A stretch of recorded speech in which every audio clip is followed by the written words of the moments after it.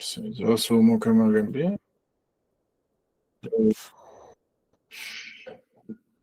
Ahí está grabando. So,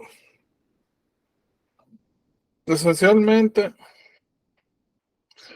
me parece que el sábado yo le di la introducción, ¿verdad? General de lo que es esencialmente más importante aquí, más o menos qué es lo que vamos a ver, el enfoque. Y que como vamos a ver, lo que vamos a ver son muchas patologías, esencialmente. Um, lo que nos íbamos a era concentrar en, sobre todo, viñetas y qué cuidados tienen que um, tener con estos temas. So, ya hablamos ahí de vitamina A. Mm, por si acaso, dudas, preguntas. ¿Todo claro entonces? ¿Todo bien? Ok, ok, señor que sí. So, nosotros cuando hablamos de vitamina C, vimos que esa vitamina particularmente era un cofactor. Cofactores son una serie de elementos, sustancias o minerales. Nosotros vimos anteriormente, como mencioné, el siloxidasa, que utilizaba cobre, y vimos que el proceso de hidroxilación de los residuos de lisina y prolina en la síntesis de vitamina, en la síntesis de colágeno utilizaban vitamina C. So, esencialmente la mayoría de las vitaminas y la mayoría de minerales son importantes por esa razón. No sé, ¿qué estamos viendo aquí? Muchas veces la cantidad de procesos metabólicos en lo cual X o Y cofactor o vitamina participa son muchos. Ahora, en algunos casos, como es el particular de tiamina, y por si acaso, todas las vitaminas del grupo B es importante que la conozcan, tanto por su nombre como por la nomenclatura general, porque le puede salir de cualquier forma, por si acaso. O sea, algo tonto, ¿verdad? Pero si no le pones atención, pues podría tener algún problemita más adelante. Solo que le decía esencialmente era que en general estas sustancias pueden participar en muchas reacciones y no siempre se va a dar este caso que nosotros tenemos una serie de vías metabólicas en las cuales nosotros necesitamos que ella esté presente. Y aquí lo que ustedes ven es vía y um, cuál es la enzima. Esto nosotros lo vemos más adelante cuando hablemos de Maple Syrup Urine Disease o enfermedad de orina con olor a jarabe de maple. Um, todas estas vías nosotros las vamos a ir viendo más adelante y vamos a ir haciendo sus correlaciones. Mientras tanto, a mí lo que me interesa es que ustedes sepan o que identifiquen lo siguiente. ¿Qué tengo aquí? Deshidrogenasa, deshidrogenasa, deshidrogenasas. Esta, aunque no tiene el nombre de deshidrogenasa per se, hace lo mismo, esencialmente. ¿Qué son las deshidrogenasas? Aquí nosotros vamos a ver muchas reacciones. No siempre es importante saberse la secuencia de reacciones per se. Cuando sea el caso, yo les voy a comentar. Pero sí es importante, como en el caso de las deshidrogenasas, tener la idea del concepto de qué es lo que pasa.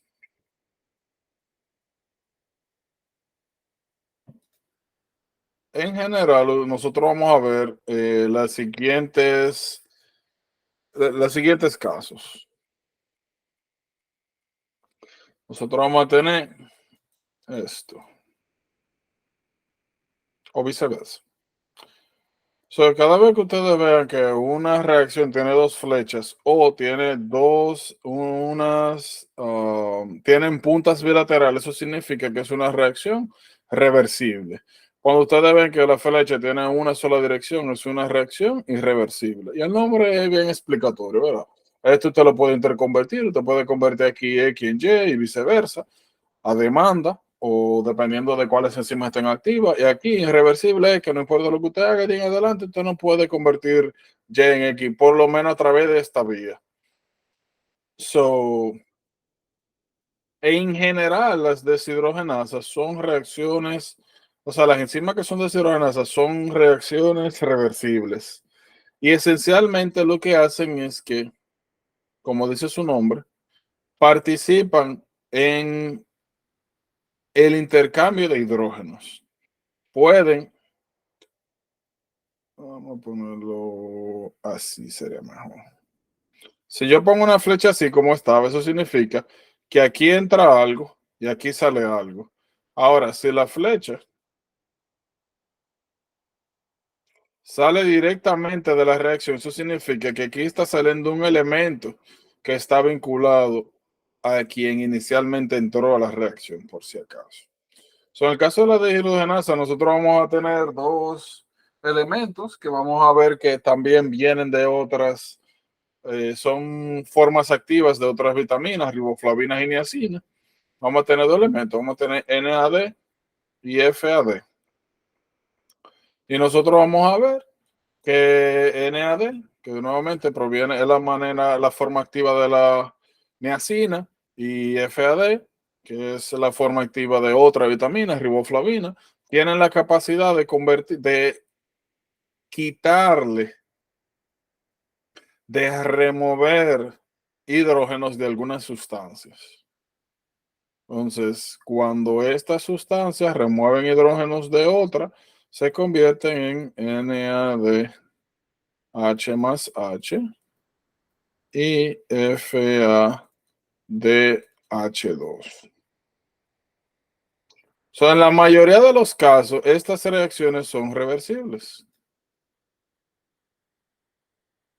O sea que yo puedo a esta sustancia sacarle los hidrógenos a través de estos equivalentes reductores, el nombre que reciben. De ahora en adelante, cada vez que yo hable de equivalentes reductores, me estoy refiriendo a todos, señores. Y convertirlo en Y. Ahora, yo puedo agarrar Y o Y, como usted le quiera decir, y convertirla nuevamente en X por la misma enzima, utilizando estos cofactores, sencillamente devolviéndole sus hidrógenos. Por eso es que, como les decía, generalmente son reacciones reversibles. Y esto va a ser esencialmente importante porque si yo quiero convertir a Y en X, significa que yo tengo que tener NADH más H o FADH2. Eso va a ser importante porque vamos a ver más adelante como en intoxicación por alcohol,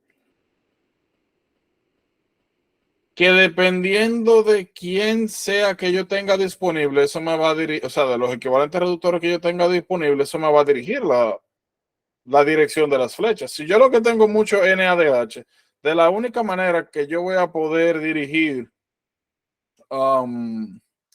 esta reacción es de Y a X, porque lo que tengo es esto. Si lo que yo tengo es mucho NAD o FAD, la única manera en la cual yo puedo dirigir esta reacción es de X a Y. So, lo que quiero decir es que el coeficiente o la relación entre cómo se encuentra el equivalente reductor es importante porque puede determinar hacia dónde va la reacción. Y eso hace, como le dije, muy importante, sobre todo en algunos estados patológicos. Y eso nos va a ayudar a nosotros a desarrollar esa llamada lógica de reacciones, que va a ser muy importante, porque nuevamente, como le dije, nos va a ayudar a entender muchas cosas, eh, sobre todo cómo se comportan las vías metabólicas. So, otra cosa, aquí hay dos conceptos, está reducción y oxidación. En general, reducción significa que tú obtienes moléculas de hidrógeno y oxidación es lo contrario. Oxidación, tú pierdes hidrógeno o ganas oxígeno, cualquiera de lo que sea. Oxígeno negativo, hidrógeno positivo. So, si tú pierdes un positivo o ganas un negativo o las dos cosas juntas, pues ya eso le llamamos oxidación. Y esto en general se le llama a sí mismo. Las deshidrogenasas participan en reacciones de óxido-reducción. ¿Qué va a determinar si usted está oxidando y reduciendo? ¿Qué entra, qué sale? todas estas vías no se preocupen que nosotros lo vamos a ver, pero sí es importante, y ojo, yo creo que es la primera vez que le digo algo como esto, sí es importante que sepan las enzimas. Sí es importante que sepan que tiamina utiliza estas enzimas y a cuáles procesos participan y a qué patologías están vinculadas. Es importante, porque son de las cosas que le preguntan de manera directa. Nuevamente, todas estas vías nosotros lo vamos a ir viendo a medida que avancemos.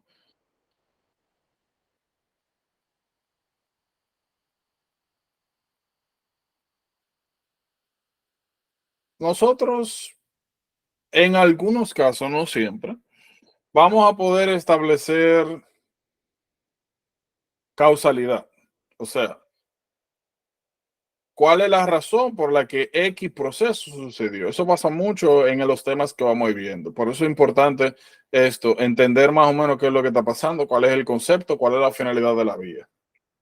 So, como nosotros estamos viendo aquí, tiamina participa, ya sabemos, participa facilitando los procesos de deshidrogenación, de las deshidrogenasas, que ya sabemos que en general son procesos reversibles. Como ustedes están viendo acá, si nosotros, estas dos enzimas, la segunda y la tercera, si nosotros lo resumimos, um, esas dos vías, o sea, lo que nos interesa de esas dos vías, la manera resumida sería la siguiente. A través de la dieta, nosotros consumimos azúcares complejos o, ¿verdad?, azúcares simples. Los azúcares complejos se digieren.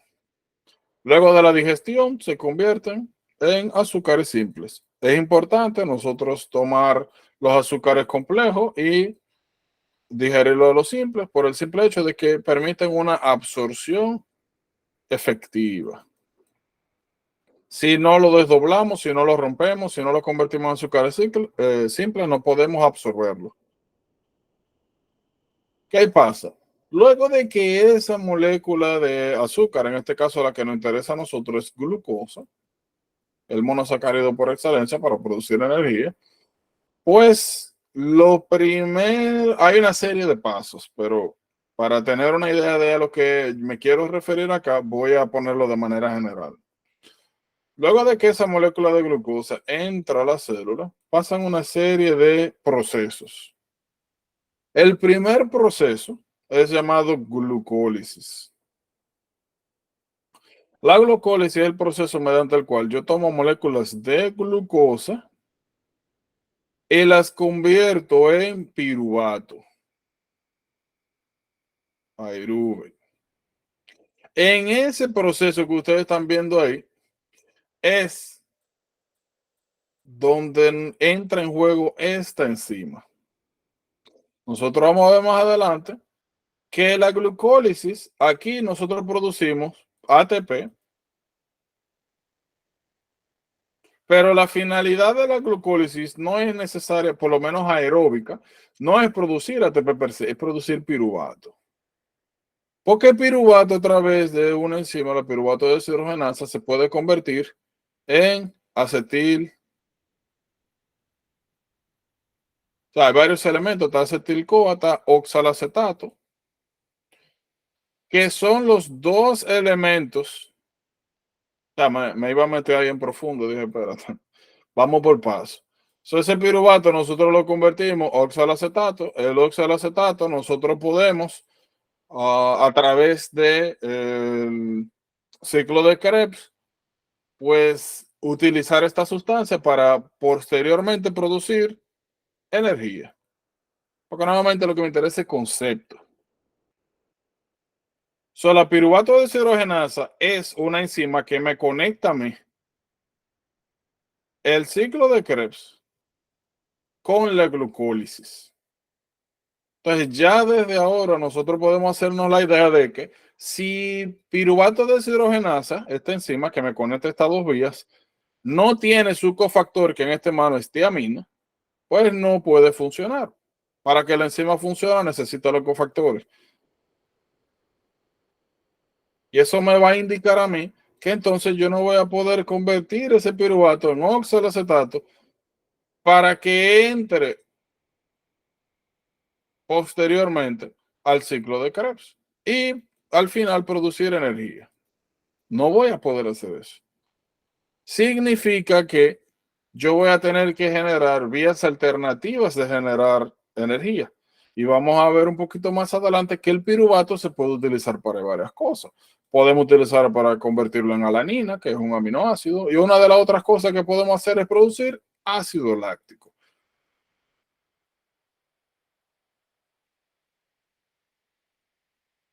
A través de una enzima que se llama lactato deshidrogenasa. No se preocupen que vamos a llegar ahí. Por eso va a ser importante que en personas que pueden, o sea, ya lo que quiero decir es que ahora en adelante, si nosotros tenemos a alguien que tiene malnutrición, tipo alcohólico crónico, kwashiorkor, marasmo, a una persona con demencia que no se alimenta bien, y nosotros le infundimos, le ponemos un suero, una destroza al 5%, y secundario a eso desarrolla una acidosis láctica, no nos podemos sorprender, porque pero lo más probable es que esa persona, por su background de desnutrición, anorexia, que lo mencionamos el otro día, puede tener deficiencia de tiamina, y como mencionamos, si no tenemos tiamina, no podemos conectar estas dos vías. Todo el piruvato que se produce en la glucólisis se deriva de la producción de ácido láctico. Y eso va a ser especialmente importante cuando hablemos de esto, del metabolismo de alcohol. Entonces, lo que tenemos que hacer acá es eso, conexiones. Alfa-cetoglutarato es sencillamente un intermedio del ciclo de Krebs. O sea, una enzima intermediaria, que es lo que me convierte isocitrato posteriormente en alfa-cetoglutarato. Lo mismo funciona, lo mismo aplica. Si yo no puedo convertir los intermediarios del ciclo de Krebs para que avancen en el proceso, todo lo que está detrás se comienza a acumular. Si todos los procesos que están detrás se comienzan a acumular, acumula oxalacetato, acumula acetil-CoA, posteriormente acumula piruvato, y al final estoy interrumpiendo el proceso que me permita producir energía. Ajá, creo que vi algo por ahí. Démoslo. No era para aportar que la intoxicación de alcohol también te produce déficit de tiamina. Y se suele ver mucho en emergencia.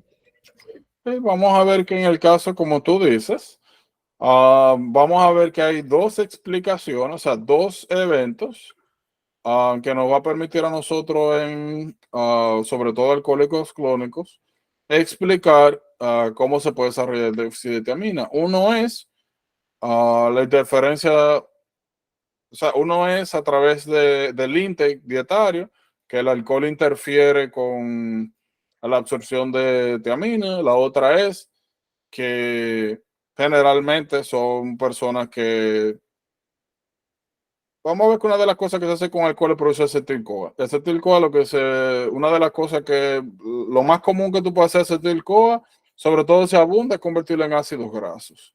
Alcohol da saciedad. No es poco común que alcohólicos crónicos desarrollen, o sea, literalmente la mayor fuente de calorías que tenga sea el mismo alcohol. Dejen de comer otras cosas. Por ende, a través de todo proceso podemos explicar que con el tiempo desarrollan déficit de tiamina. Otra cosa que vamos a ver es que el alcohol se metaboliza a través de dos deshidrogenasas. Alcohol deshidrogenasa, acetaldehído y deshidrogenasa, que utilizan tiamina. El consumir alcohol no te previene la correcta utilización y absorción del mismo, y te aumenta los requerimientos de tiamina. Hay varias maneras en las cuales tú puedes, a través del tiempo, desarrollar déficit de tiamina. Y vamos a ver que eso es muy importante cuando usted está tratando, cuando le ponen viñeta y en clínica, eso es lo que yo veo todos los días en el hospital. Trata a alguien que va por intoxicación de alcohol, o alguien que está desarrollando alcohol withdrawal o delirium tremens, donde usted tiene que suplementar con tiamina antes de dar suero destrozado, sobre todo. O incluso si no va a dar suero destrozado, usted suplementa con tiamina para prevenir Wernicke-Korsakoff. Esencialmente. Ya yo entiendo por qué los alcohólicos no comen. Es que el alcohol lo llena.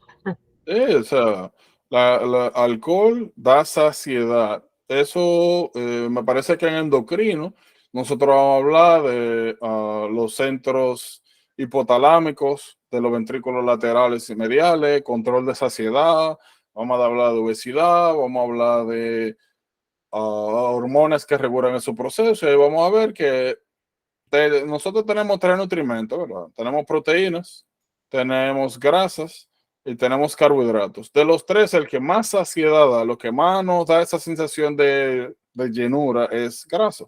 Carbohidrato, usted come carbohidrato y al rato tiene hambre, se metabolizan rápido. Proteína intermedio, porque hablamos de que hay muchos, los aminoácidos tienen una clasificación dependiendo de sus características químicas. Hay algunos aminoácidos, sobre todo los cetogénicos, ah, que tienen características apolares, o sea, como si fueran lípidos. Pero de todo es grasa.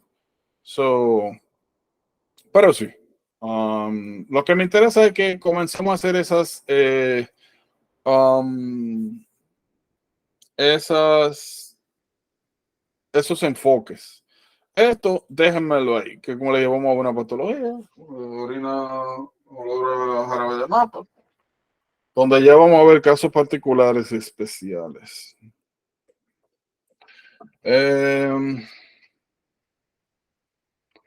Un poquito más adelante, cuando nosotros hablemos de metabolismo de los carbohidratos, nosotros vamos a dividir los tejidos entre los que estrictamente utilizan glucosa y los que pueden utilizar otras fuentes de alimento. En general, podríamos decir que eritrocito y tejido neural son dos órganos, bueno, en este caso células, pero serían dos grupos celulares que en general, porque hay una excepción, vamos a hablar más adelante, en general solamente se alimentan de glucosa. Sobre todo el tejido neural, cuando hay algún tipo de deficiencia de glucosa, o sea, hipoglicemia o no está disponible en las cantidades necesarias, es uno de los tejidos que más daño sufre.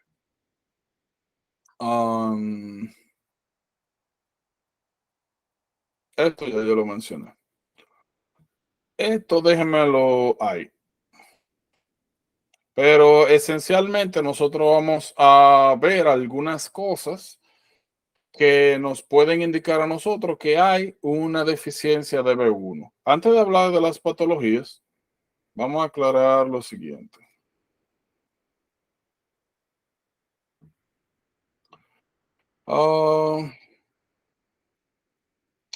Transquetolasa, como vemos ahí, es una enzima que participa en un proceso llamado exos monophosphate shunt. Vamos a ver que en el exos monophosphate shunt yo produzco varias sustancias. NADPH principalmente y ribosas. No se preocupen que llegaremos ahí. Clásicamente esto es un proceso que sucede en, pues, si no todas, la mayoría de las células.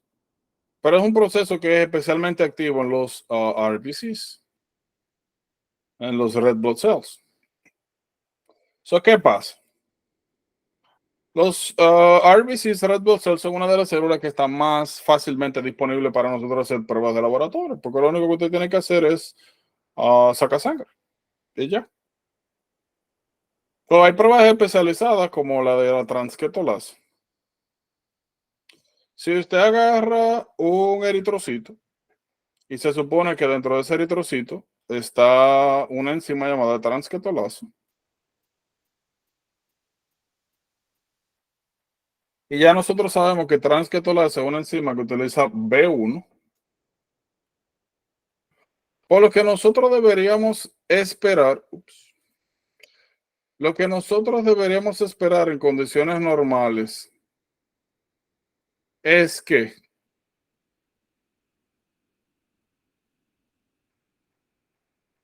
Si nosotros medimos la velocidad de esa enzima, de la transketonasa, de manera basal, o sea, yo le saco sangre a alguien y mido la velocidad a la cual está funcionando esa enzima. Vamos a decir que la velocidad es 10. En general, todas estas enzimas trabajan, sobre todo en eritrocitos que no tienen núcleo, trabajan a full, o sea, trabajan a toda marcha. Lo normal sería que yo administre glucosa, yo termine tiamina, yo haga lo que sea, como normalmente ya esas enzimas están capa en su velocidad, pues se mantengan inmutables. Ahora, si yo mido la velocidad basal y luego de que yo administro tiamina, esa velocidad aumenta, por ejemplo, a 15, eso me indica a mí que no era la velocidad de la enzima que estaba capa, sino que la cantidad del cofactor para esa enzima, que es tiamina, que era tiamina, estaba deficiente. Entonces es una prueba sugestiva de eficiencia de tiamina. De ahora en adelante, cada vez que ustedes le mencionen transketonasa, velocidad baja, tienen que pensar en deficiencia de tiamina. Lo otro es, vamos a ver un poco más adelante que, bueno, déjenlo ahí. Vamos por parte, para no salirnos del contexto. Yolanda, si la transcetolasa está baja es por déficit de tiamina. Exacto. Ojo, transketonasa tú puedes tener niveles de enzima normal. Estamos hablando de la velocidad. Si la velocidad está baja, eso significa que hay déficit de tiamina. Porque para su correcto y total funcionamiento necesita el cofactor. ¿Ven? Sí, ahora sí. Bien. Ahora, ¿qué nosotros nos interesa acá? Hay diferentes patologías que se pueden desarrollar por deficiencia de tiamina. En general, nosotros la podemos agrupar en dos grandes grupos. En las que tienen involvement en el tejido nervioso central y los que tienen involvement de órganos externos, o sea, no relacionado al sistema nervioso a periférico. Vamos a poner aquí sistema nervioso central, CNS, y sistemas periféricos. El clásico es Wernicke-Korsakoff. Generalmente se le llama Wernicke-Korsakoff porque, si bien es cierto, cada una de las patologías representa un síndrome independiente, por lo general hay solapamiento de ambas patologías. Como lo dice el nombre, síndrome significa una agrupación de signos y síntomas que caracterizan una enfermedad. Estas son cosas que hay que memorizarlas. Ya nosotros sabemos, vamos a ponerlo así, sistema nervioso central, ¿verdad? Lo más normal que ustedes van a ver es Wernicke-Korsakoff o las patologías separadas, Wernicke y Korsakoff. Wernicke, oftalmoplegia, ataxia, nistagmo, confusión. Eso es lo que generalmente ustedes van a ver en Wernicke. A ustedes le hablan de una persona que es alcohólica o que llegó porque le encontraron tirada en el piso o porque le encontraron con un behavior errático. Lo primero que usted tiene que pensar, drogas. Ahora, le mencionan que hicieron una toxicología en orina y salió negativa. Lo que queda o es alcohol o es o algún tipo de droga sintética que no sale en la prueba de orina. Le dicen que tiene aliento a alcohol, pues ya ustedes le están retirando la cara, ¿cuál es el problema? Pero en general, cuando le traen, lo que quiero decirle es que cuando le presentan una viñeta donde aparece una persona donde exhibe comportamientos de como si estuviera borracho, y aparte de eso, le mencionan que aunque se le ha dado el tratamiento adecuado y los niveles de alcohol en sangre han disminuido, muestra confusión. Cuando tú le dices que mires de un lado a otro, los ojos hacen movimientos saccade, no sé cómo.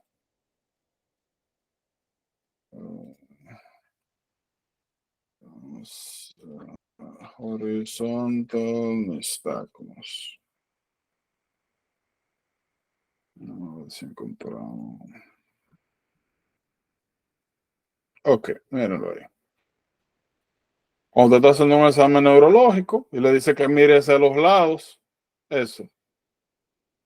Luego de que ellos miren hacia la dirección que usted le comenta, usted ve que hay como una especie de, vamos a decir, tic, como si el ojo se estuviera devolviendo hacia la otra dirección. Eso no está. Se le dice que tiene confusión, aunque los niveles de alcohol están bajando, que tiene nistagmos, que tiene problemas para caminar, que van más allá de la marcha, de como si estuviera en borracho, que hay alteraciones neurológicas. Tiene que pensar Wernicke. O Wernicke podemos decir que es una patología central per se. Ahora, en el caso de Korsakoff, lo que nosotros vamos a ver principalmente son cambios behavioral. So, Wernicke es neurológica, Korsakoff es behavioral, de comportamiento. Lo más común que ustedes van a ver aquí es confabulación.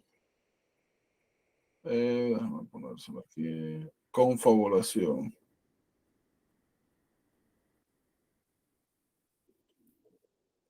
Pueden poner como síntomas, entre comillas, demenciales o pseudodemencia. Pero lo más importante es confabulación. A ver, ¿quién tiene una pregunta? Oh, sí, bueno. En esencia, lo que sucede en Korsakoff es lo siguiente. Miren, para darle una pequeña introducción. Las patologías que tienen algún componente behavioral o psiquiátrico se dividen en dos grandes grupos. Y eso podemos aplicar a algunas patologías neurológicas también. Y se dividen en si tienen o no tienen insight. En medicina, insight se refiere a si la persona tiene la capacidad de reconocer que existe un problema. Por ejemplo, más adelante nosotros vamos a hablar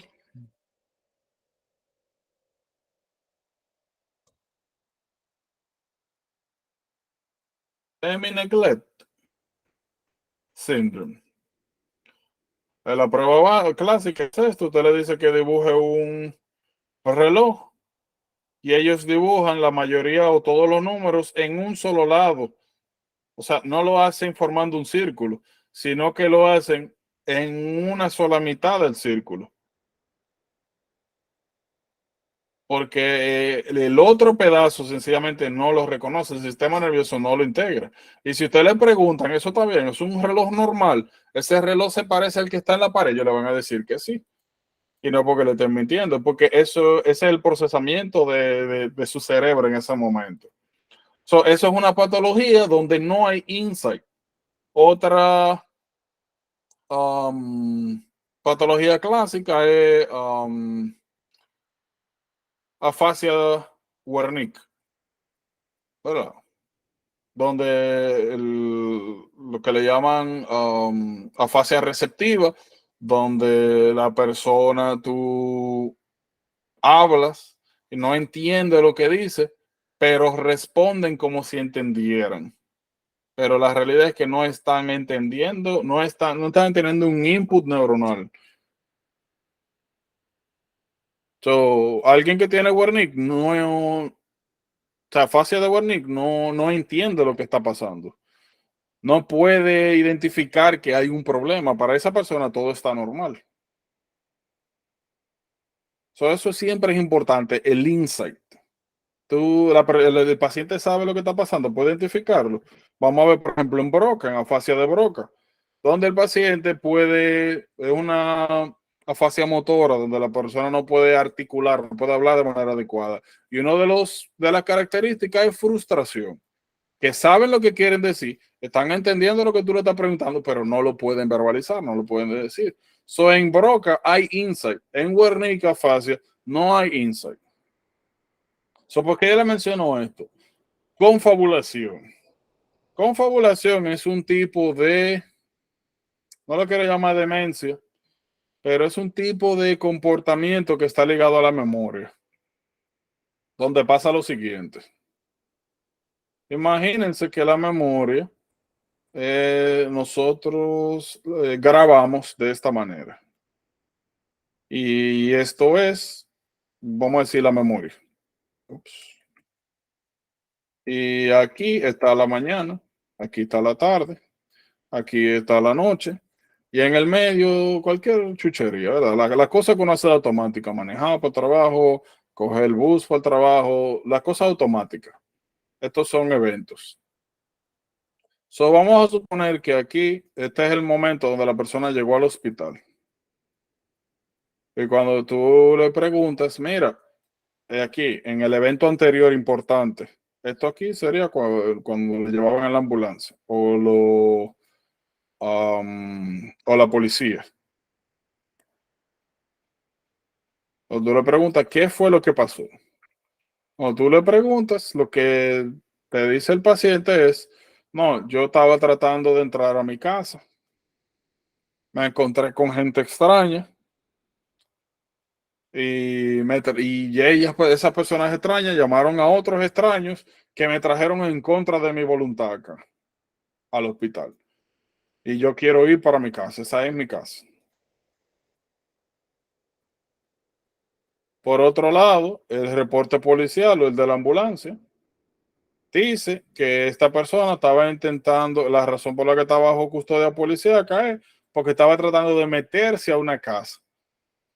Y quienes llamaron fueron las personas que viven dentro de la casa, los inquilinos, que fueron verificados.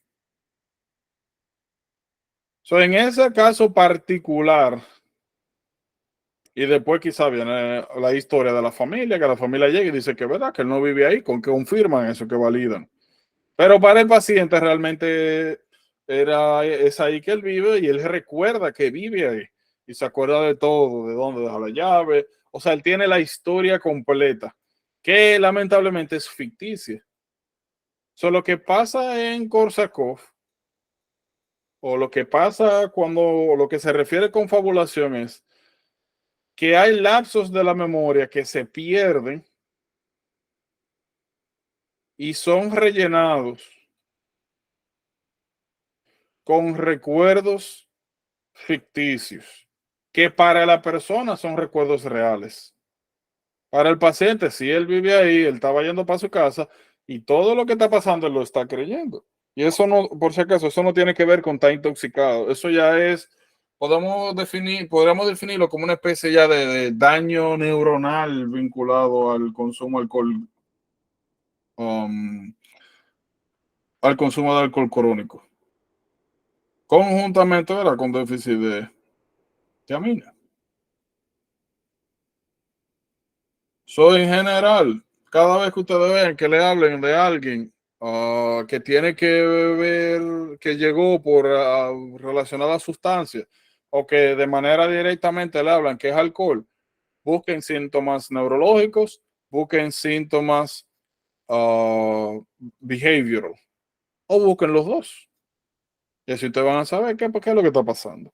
Esos son los que tienen que ver con el sistema nervioso central.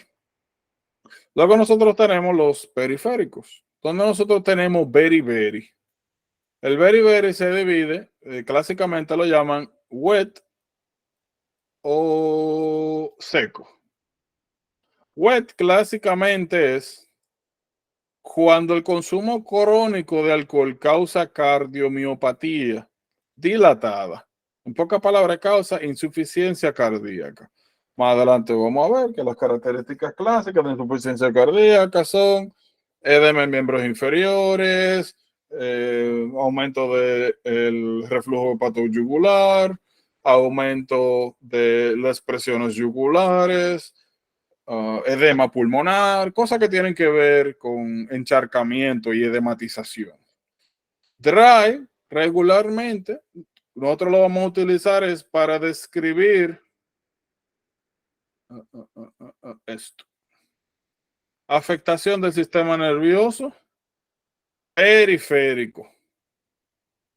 Cuando usted se mete con el sistema nervioso periférico, sobre todo si es motor, eso significa que usted va a perder la habilidad de utilizar algunas fibras musculares. Si usted no utiliza tejido muscular, sencillamente lo pierde. Simple. A esa pérdida de tejido muscular es lo que le llaman wasting. ¿Estamos claros aquí? Preguntas, dudas.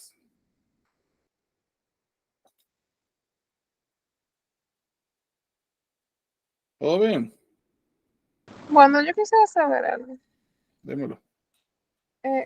¿Cómo uno diferencia el Wernicke, el Korsakoff y el Wernicke-Korsakoff? ¿Cómo uno lo puede diferenciar? Bueno, dependiendo de cuáles sean los síntomas que te dan. Si a ti te dicen que el paciente solamente tiene oftalmoplegia, que está confundido, que tiene nistagmo, que tiene ataxia, todos esos síntomas son neurológicos puros. Entonces eso es Wernicke. Ahora, si a eso, bueno, vamos a ponerlo Korsakoff. Korsakoff es amnesia, problemas o vamos a decir trastornos del comportamiento y confabulación. So, es un trastorno puramente de behavioral. So, si te hablan de que hay componente neuronal puro, o mejor dicho, que hay algún componente neuronal y que eso se acompaña de algún componente que está relacionado al comportamiento, tú puedes decir que son los dos. Quizá el problema más grande que van a tener es diferenciar entre las cualidades de Korsakoff versus ebriedad.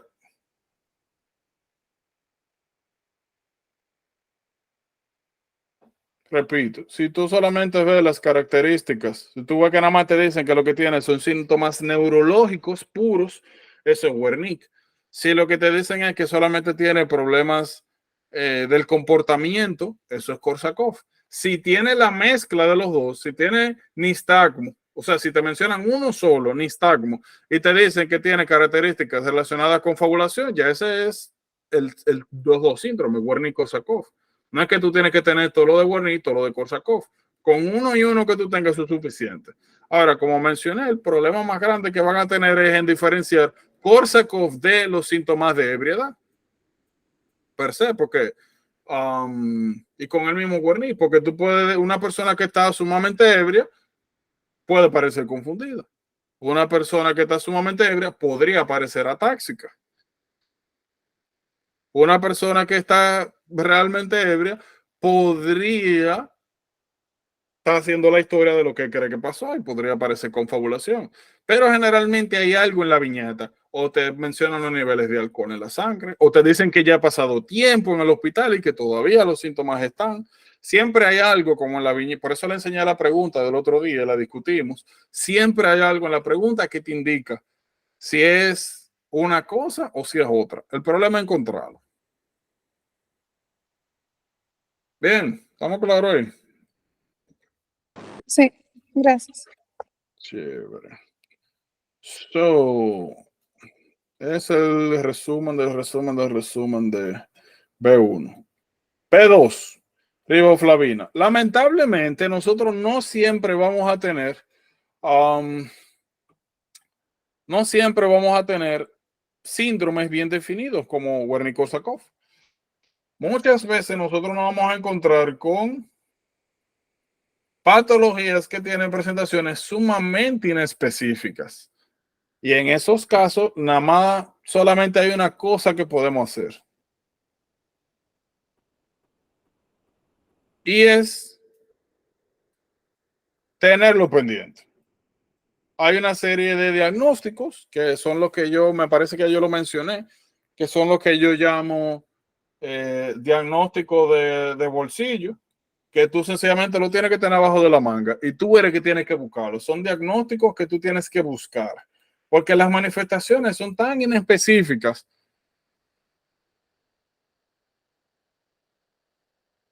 que por el simple hecho de ver sus manifestaciones no quiero decir imposible, pero es muy difícil llegar al diagnóstico. ¿Por qué? Porque ahora si yo le digo, miren, deficiencia de B12, nosotros vamos a ver, eh, vamos a ponerlo así.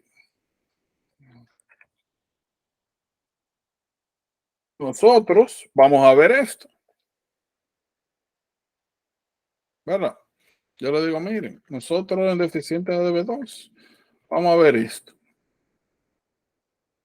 Aquí en las comisuras labiales, nosotros vamos a ver este tipo de lesión, ¿verdad? Lo otro es, nosotros vamos a ver la lengua así. Vamos a ver la lengua así.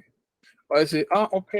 Cuando yo veo una lengua prendida en candela, sin tener ningún tipo de molestia, y yo vea estas cosas, las comisuras, voy a pensar en B2.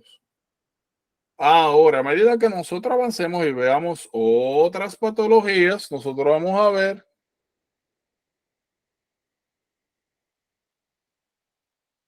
enfermedad de Kawasaki. ¿Cómo tú diferencias esa lengua de esa lengua? No hay manera. Vamos a ver.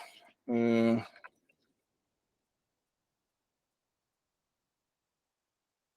Vamos a ver más adelante que este llamado Muget inicialmente podría tener solamente lesiones. Miren estas lesiones que parecen blanquecinas.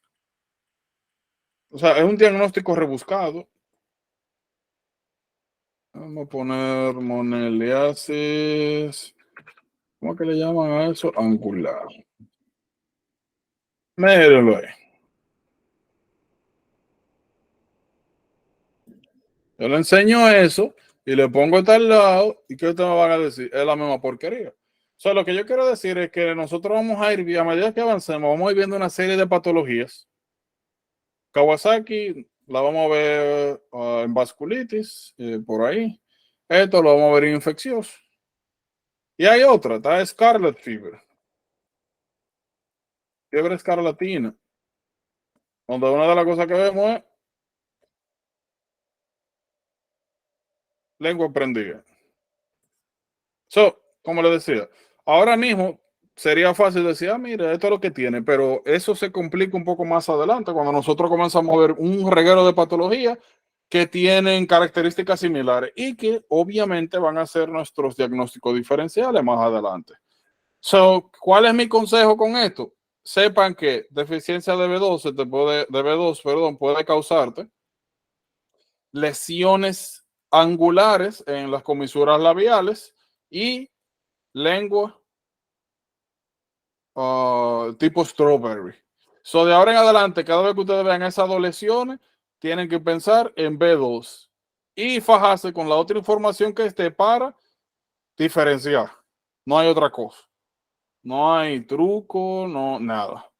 Estos elementos que nosotros vamos a ver aquí, lo mencionamos ahorita, FAD ya nosotros lo mencionamos un poquito más atrás, cuando hablamos de las deshidrogenasas, ya nosotros sabemos que es uno de los equivalentes reductores, y ahora pues sabemos, ¿verdad? También que el FAD viene de B2, o sea, una manera activa de una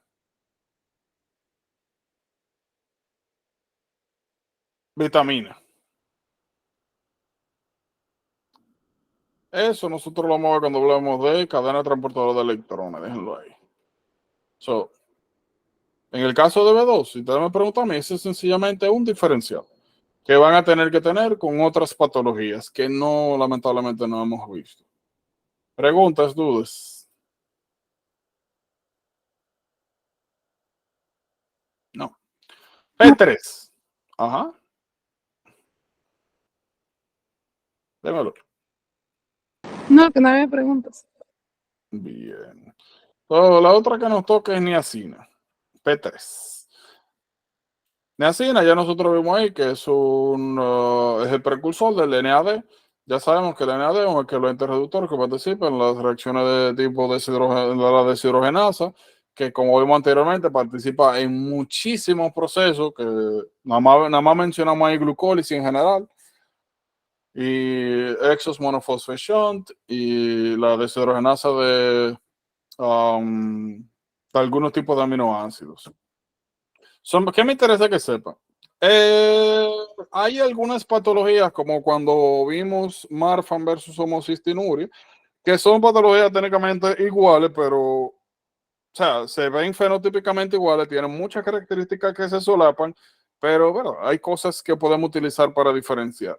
Eso es algo que va a pasar aquí. Nosotros vamos a tener pellagra versus patologías pelagroides, como Harnop disease. Pellagra es la enfermedad de las D: diarrea, dermatitis,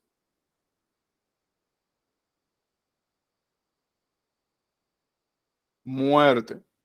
Realmente hay más Ds, pero en general, um, esas son las que normalmente van a ver. Las 3, ustedes lo pueden poner como 3 o 4D.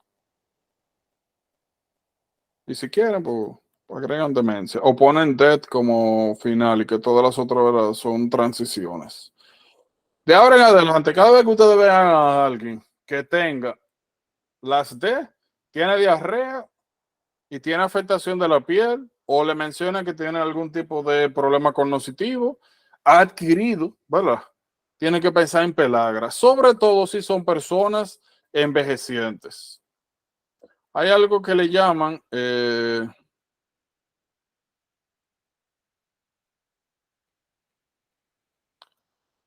síndrome del tea and bread, el pan y el té.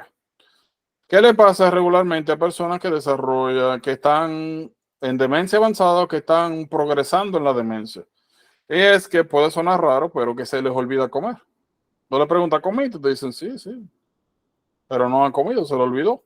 Y lo que hacen es que regularmente en la mañana, o sea, en la mañana, como se acaban de levantar, ¿verdad? Um, Saben que no han comido y regularmente es lo primero que hacen, por eso es que le llaman así timbre. Y el día entero no comen. So, con el tiempo desarrollan deficiencias, carencias nutricionales. So, ¿qué es importante que tengan acá? Persona elderly, que viva sola o que tenga ayuda de vez en cuando y que de manera repentina desarrolle diarrea más dermatitis solar. Dermatitis solar se refiere a que las áreas donde se desarrolla la dermatitis son áreas expuestas al sol.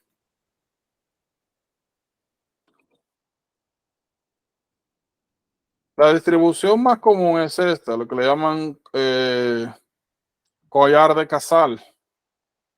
Usted se pone una camisa, sobre todo si es manga larga, y el área que queda expuesta es el cuello. Por eso tiene esa distribución. Se le llaman dermatitis solares. Nosotros vamos a ver porfiria más adelante, tetraciclina, pasa algo parecido, con lupus pasa algo parecido también. Dermatitis, y en conjunto reciben el nombre de dermatitis solares. So, dermatitis, sobre todo en áreas expuestas. Si ustedes ven que está en las manos, en la cara, cuello o en las piernas, se utiliza short o algo así, aunque generalmente es en esta área característicamente, más diarrea. Ah, mira aquí, una. Mírala ahí. Manos, mírala ahí. Desde justamente donde termina la manga. Mira aquí, se ven las dos áreas. Tienen que empezar en pellagra automáticamente. Eso es una pregunta regalada. Si no se trata, muerte. ¿Cómo se trata? Comida. O sea, tú suplementas, ¿verdad? Am, hay otras enfermedades, ¿verdad? Como la enfermedad de Harnum. Yo creo que esta es la primera patología que vamos a ver que tiene estas características. Como yo le he dicho, siempre que le dicen el tipo de herencia es importante. Bien importante. Por ejemplo, bueno, cuando le explique ahora les pregunto. ¿Qué es lo que nosotros estamos viendo acá? Como habíamos mencionado anteriormente, no hemos entrado en detalles, pero los aminoácidos, al igual que los ácidos grasos y demás, tienen clasificaciones. Se dividen en esenciales, no esenciales. Dentro de los esenciales nosotros tenemos triptófano. Significa que tenemos que absorberlo a través de dieta, o sea, de suplementación. Normalmente los elementos que son esenciales, en algunos casos, si se eliminan por una vía, en caso de la vía renal, existen algunos transportadores que reabsorben esa sustancia porque son esenciales. Porque tienes que adquirirlo a través de la dieta. Entonces, tú los absorbes a nivel gastrointestinal y los reabsorbes a nivel renal para asegurar de que tú vas a retener esos nutrimentos porque nuevamente nosotros no podemos producirlos. Eso es lo que tú quieres, conservarlos. ¿Qué es lo más importante que sepan acá?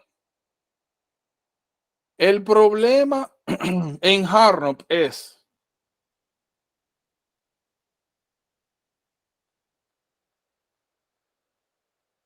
que como yo lo absorbo a nivel gastrointestinal y como yo lo reabsorbo a nivel renal, ese transportador está mutado, tiene un problema, no ejerce su trabajo. Todo el triptófano que usted se come se va con la pupú. Y el que usted absorbe, que debería reabsorberse, se va con la orina. Usted tiene pérdidas masivas de triptófano. ¿Cuál es el problema? La niacina, que es una vitamina, nosotros la podemos obtener de dos vías. Uno es directamente a través de la dieta y la otra es nosotros podemos tomar triptófano y convertirlo en niacina. Parte de toda la niacina que nosotros consumimos viene del triptófano. Si usted tiene deficiencia de triptófano, puede secundariamente desarrollar deficiencia de niacina. Eso es lo que estamos viendo acá.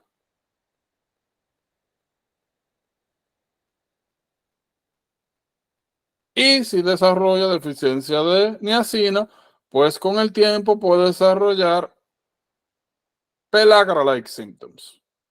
El mismo concepto. ¿Cómo te diferencia una de otra? Simple. Si a ustedes le mencionan en la orina se encontró, le dicen, esta persona tiene 89 años, vive sola, tiene rastro de demencia, ha perdido peso según la familia, la ropa le llega más holgada. O sea, le hablan de cosas que te hacen sospechar de desnutrición. Pero que la razón por la que la llevaron al hospital o a la consulta o a donde sea que le presentan la viñeta es porque estaba teniendo diarrea. Y cuando le presentan una imagen, le dicen, mira, esto le salió en las manos. O mira, esto le salió en el cuello, en la cara. Zonas expuestas al sol. Y luego le mencionan en la orina, los médicos, doctor, residentes, bla, bla, procedieron a hacer una revisión exhaustiva para ver qué era lo que estaba pasando. Todo salió normal, pero en la orina salieron trazas elevadas de una sustancia de origen proteico, o le dicen directamente de un aminoácido, o de una sustancia con características químicas neutrales. Están hablando de triptófano. Lo que quiero decir es que si ustedes le ponen esta viñeta y le ponen A, pellagra, P, Hartnop disease, y ustedes se ven acá, pero lo que me están diciendo una señora o un señor elderly que tiene diarrea, que tiene síndrome demenciales y que tiene dermatitis, pero Pelagra causa eso y Harnop causa eso.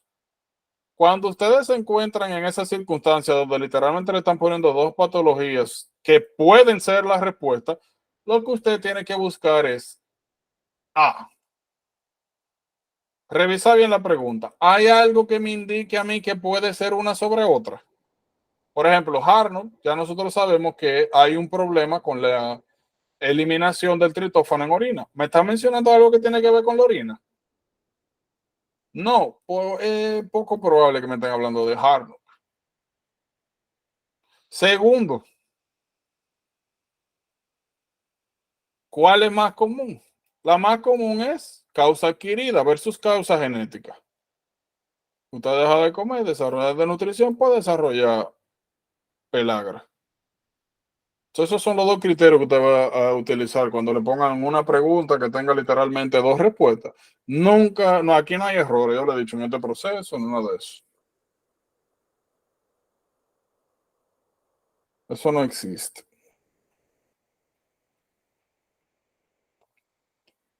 Siempre hay algo en la pregunta que le dice dónde está el problema y para dónde dirigirse. Y obviamente, como le dije, lo mismo que pasó anteriormente, el tratamiento pues es suplementar. Lo único que es en el caso hipotético que le salga Harnop, o como usted tiene una pérdida constante, tiene que suplementar constantemente también, de manera agresiva. ¿Ya? Simple. Otra cosa que le pueden decir, que cuando toman, cuando dan una suplementación IV de aminoácidos o de, déjame ver, de una sustancia neutra o de suplemento, se resuelve la patología. Y ahí le están diciendo, bueno, no, a mí no me dijeron que le están dando niacina. Me dijeron que le dieron un aminoácido, que le dieron una proteína, que le están dando nutrición parenteral y que mejoró automáticamente sin la suplementación vitamínica, o sea, solamente proteína. Harnop disease. Proteína tiene un triptófano, aminoácido. Entonces, esas son las conexiones que tienen que ir, que tienen que hacer con todo esto para poder diferenciar una de otra, porque fuera de eso son igualitas. Igualitas. Preguntas, dudas de acá.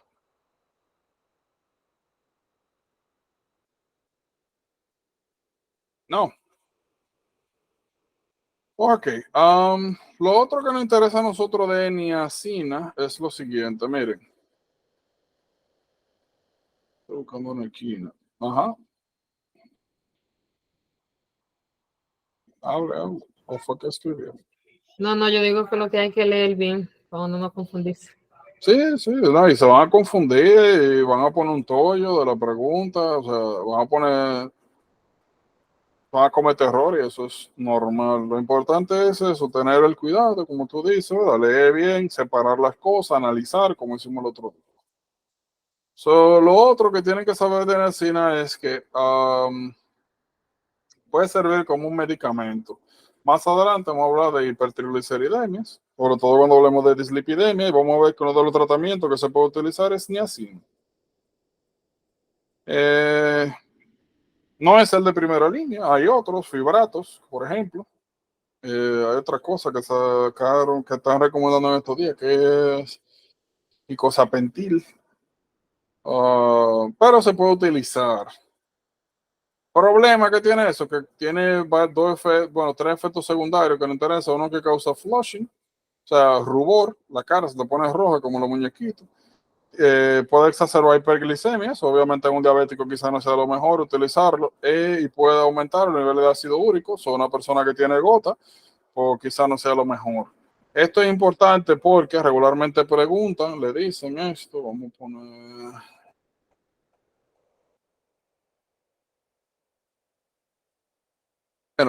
Eso. Pueden decirle que esta persona llegó por un problema, encontraron un desbalance, ¿cómo le llaman esto? Encontraron un desbalance lipídico en la sangre, le prescribieron un medicamento y posterior a utilizar el medicamento, la persona desarrolló este problema.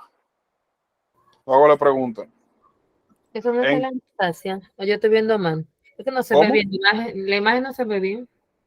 ¿En serio? ¿Alguien Oye, más no lo ve bien? Vamos a ponerlo aquí. ya, una dermatitis. Ya, ya.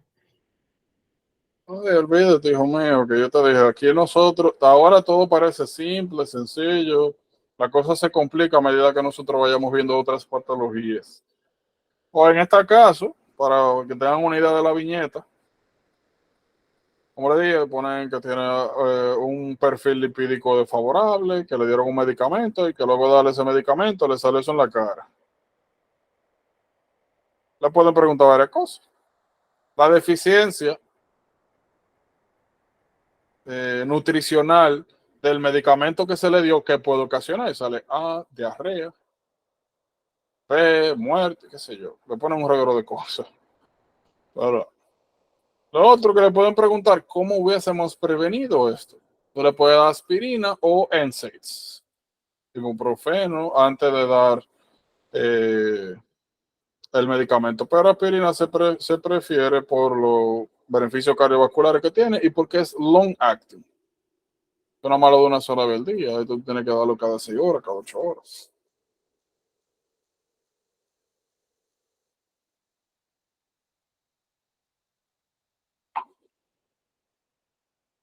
Um, o le pueden poner otra viñeta, que luego de darle medicamento, pasó esto y desarrollaron esto.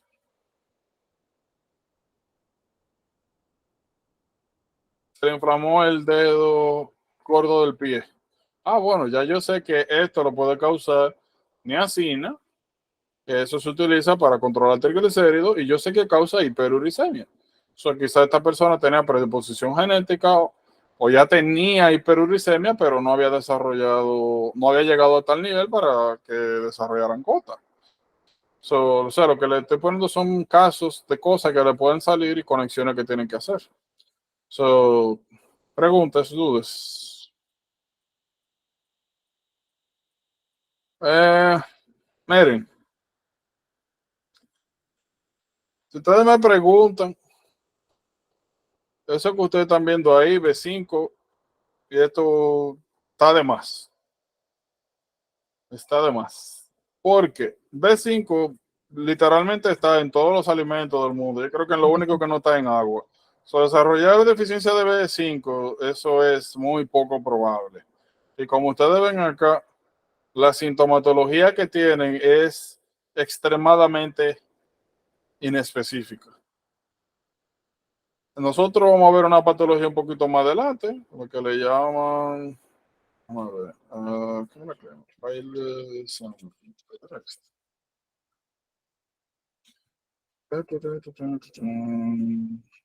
Oh no, ¿qué es lo que yo estoy hablando? Era el ergot, ergotamine, toxicity, ¿qué yo estoy hablando? Fuego de San Vito. Este. Tengo que buscarlo, pero yo sé que tiene que ver con un nombre de eso. Vamos a ver un poquito más adelante, y ese nombre no está por si acaso aquí, si no lo hubiese buscado aquí. Pero tiene el fuego de San Vito o algo así, que es cuando tú tienes intoxicación por ergotamina, que puede ser, es algo que se utiliza para migraña, pero que puede encontrar, es una sustancia que puede encontrarse en algunos hongos. Y una de las manifestaciones que puede tener es eso, que te da esa sensación de comezón, de como si se estuvieran quemando los dedos, o sea, las puntas de los dedos de la mano y de los pies. Piridoxina sí es importante para nosotros. Miren, piridoxina es importante por varias cosas. Lo más importante es esto. Es un intermediario entre la síntesis de, vamos a decir, más del 70% de las cosas que son importantes para nosotros sintetizar. Ya. Súper importante. Deficiencia, encontrarlas como tal es muy raro. Ahora, ¿qué viñetas tienen que tener en cuenta? Dos. Este que ustedes ven aquí, OCP y tuberculosis.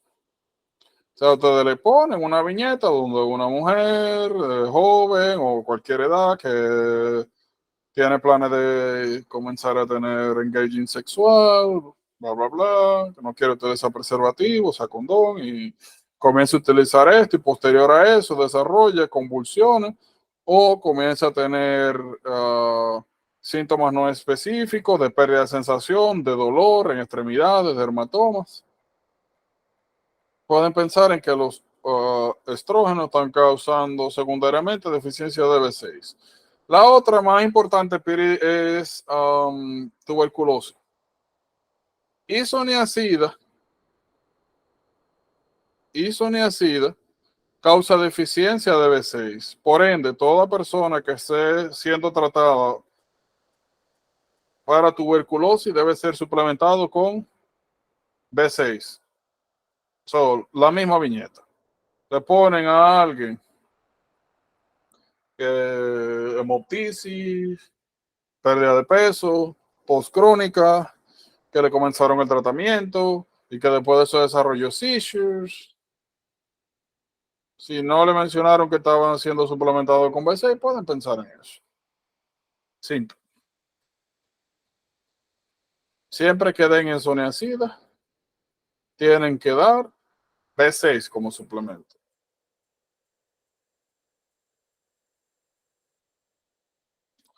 Aquí estamos viendo con biotina algo parecido a lo que vimos ahorita con tiamina.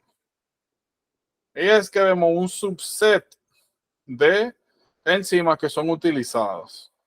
Fíjense aquí. ¿Qué es lo que ustedes ven? Esto fue lo que nosotros mencionamos ahorita. Piruvato carboxi. De hecho, déjenme enseñarle esto.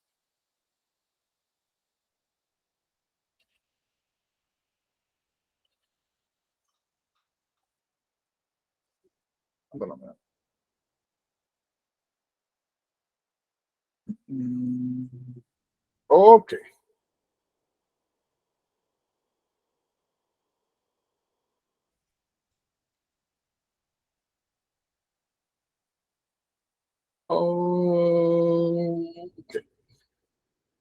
Ok. Miren, literalmente la diferencia sustancial entre piruvato y oxaloacetato es la adición de un carbono. Aquí tenemos 1, 2 y 3. Aquí tenemos 1, 2, 3 y 4. Biotina es esencial para este tipo de procedimientos. Carboxilación, donde usted suma un carbono. Todas las otras que ustedes están viendo aquí es lo mismo. Propionil-CoA, perdón, acetil-CoA, metilmalonil-CoA. Un poquito más adelante vamos a ver esta vía. Un poquito más adelante vamos a ver esta vía.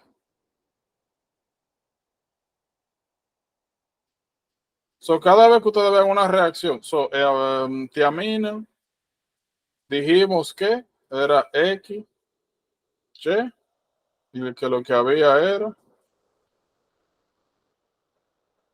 entrada de NAD o FAD y salía NAD H más H, ¿verdad? O en este caso es X, convierte a Y, aquí entra bicarbonato para ceder ese carbono. Entonces la diferencia entre X y Y en este caso es un carbono. Aquí la diferencia entre X y Y es 2 hidrógenos, esencialmente. Las vías no se preocupen, que nosotros no las vamos a encontrar. ¿Es importante que se sepan las enzimas? Sí. Muy importante. ¿Qué otra cosa es importante que sepa? Esta proteína. Um, ups. Más adelante nosotros vamos a entrar un concepto llamado antinutrimentos, que son una serie de sustancias que pueden, como su nombre dice, pueden competir, pueden dificultar la utilización, absorción de algunos nutrimentos. En este caso, biotina. Biotina es una proteína que se encuentra en las claras de los huevos. Normalmente esa proteína, cuando uno la cocina, cuando uno la manipula con calor o con ácidos, vinagre además, se desnaturaliza y pierde su función. Ahora, si nosotros consumiéramos esa proteína sin desnaturalizado, o sea, crudo, esa biotina pudiese, bueno, pudiese no, se une.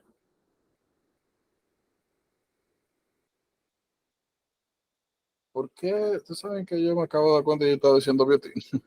Esa bidina se une a la biotina y forman un complejo. Ese complejo impide la absorción intestinal, no permite que pase. Más adelante, sobre todo cuando hablemos de absorción, metabolismo de los carbohidratos, vamos a ver que todo lo que pasa, que no sea lipídico, ¿verdad? Todo lo que pasa a través de una membrana necesita un transportador. Y los transportadores vamos a conocer que son bien específicos. Como vimos en fibrosis quística, el CFTR, que nada más dejaba pasar cloro. Y que habían otros canales, que eran los canales de sodio, que solamente dejaban pasar sodio. Y no importaba qué sucediera alrededor de eso, solamente permitían esa entrada exclusiva de esas sustancias. El transportador por el cual se absorbe la biotina solamente deja pasar la biotina. Si esa biotina se encuentra unida a cualquier cosa, en este caso a bidina, sencillamente no se puede absorber. Eso puede causar deficiencia a largo plazo si uno consume huevos crudos o no bien cocidos.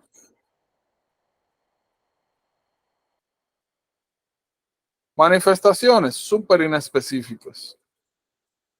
Entonces, generalmente le van a hablar, le van a poner la vía, le van a preguntar qué se utiliza o le van a poner esto a alguien que comienza de que al gimnasio, que vio una película o qué sé yo, algo así, que comían vaina, ¿cómo se llama esto? Huevo crudo y que posteriormente desarrolló síntomas no específicos.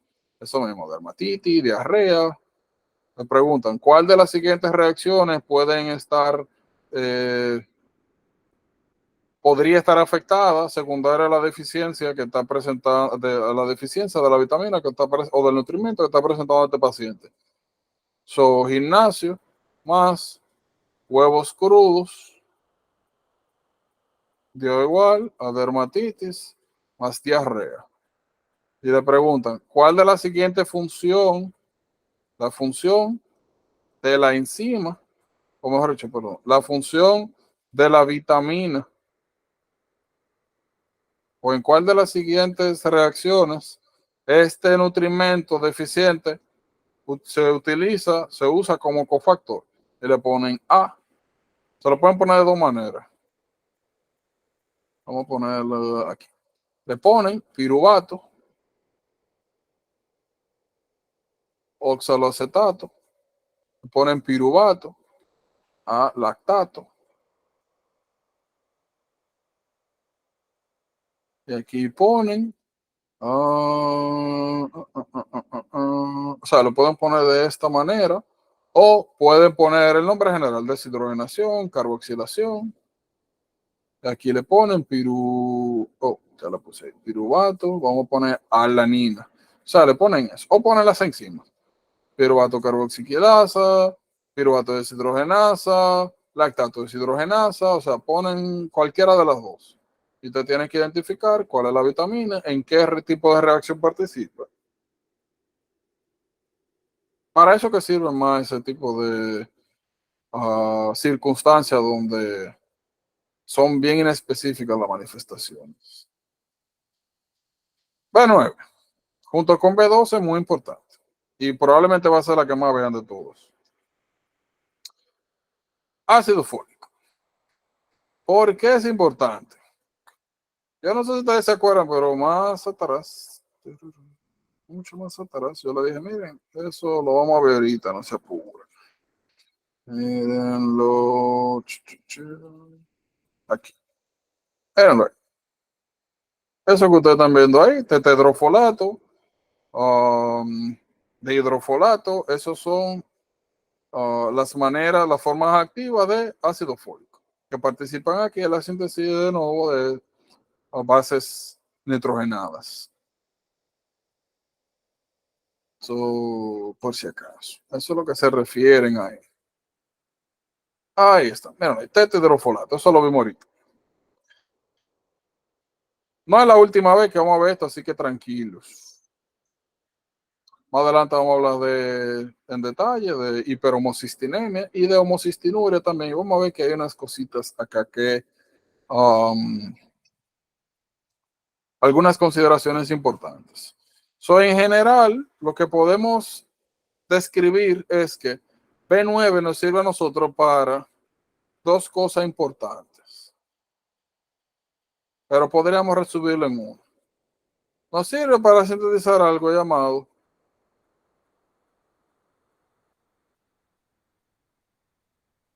vamos a ponerlo aquí.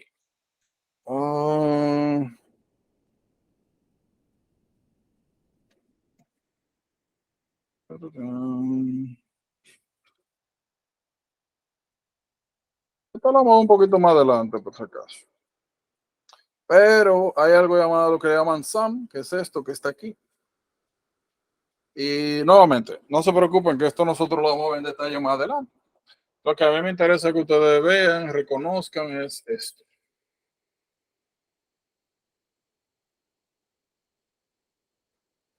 De hecho, aquí están las vitaminas. Pero miren,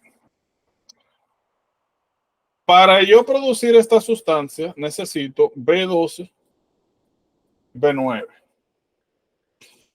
Eso que ustedes ven llamado SAM-S-adenosilmetionina es un intermediario que, como ustedes ven aquí, me permite a mí tomar una sustancia y pegarle un grupo metilo. Ya nosotros conocemos los metilos, ¿verdad? Que son estos grupos que lo vimos en el DNA que causaban mute. Eso va a ser importante porque vamos a ver un poquito más adelante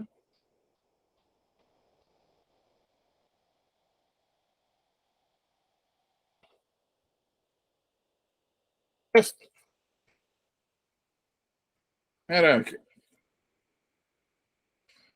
¿Cuál es la diferencia? Tengo una dopamina ahí que no quiero. Bueno, vamos a ponerla ahí. Diferencia entre norepinefrina y epinefrina.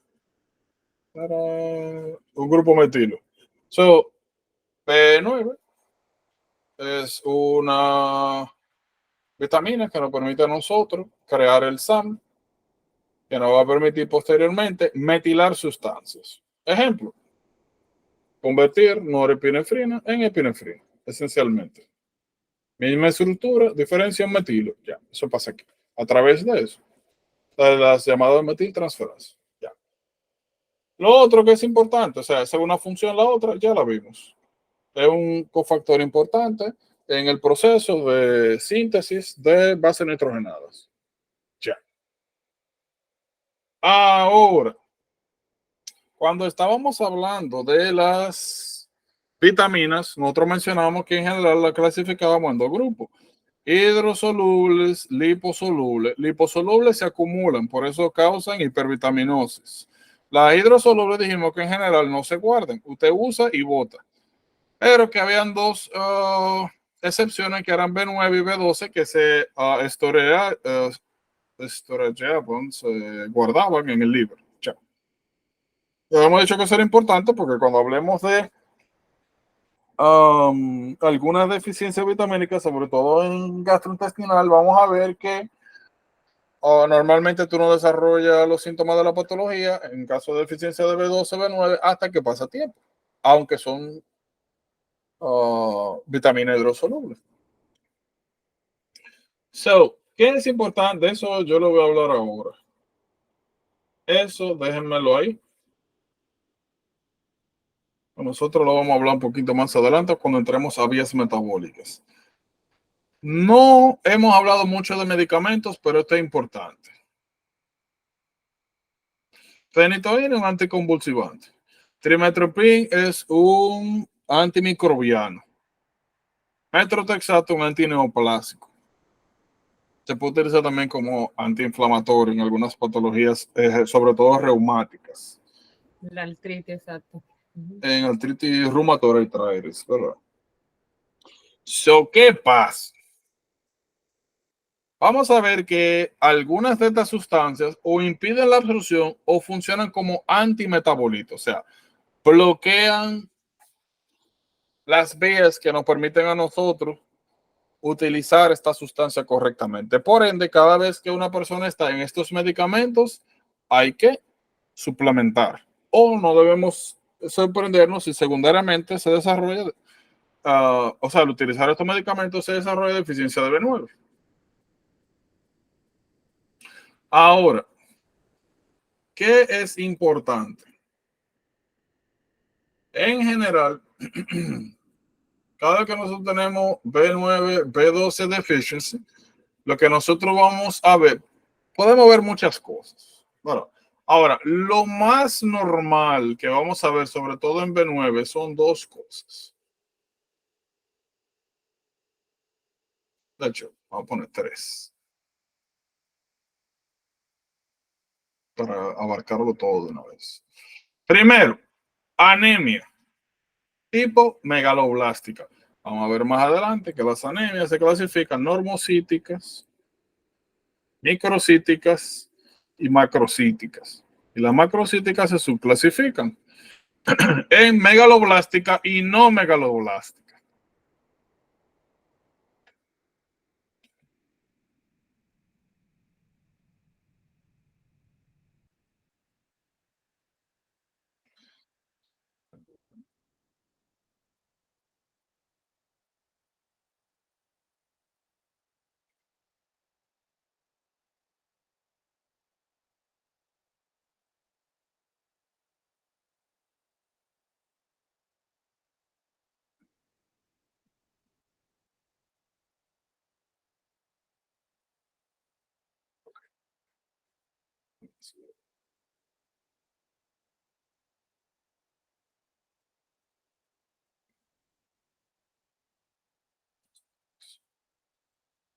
Bueno, ahí está bien. Ok.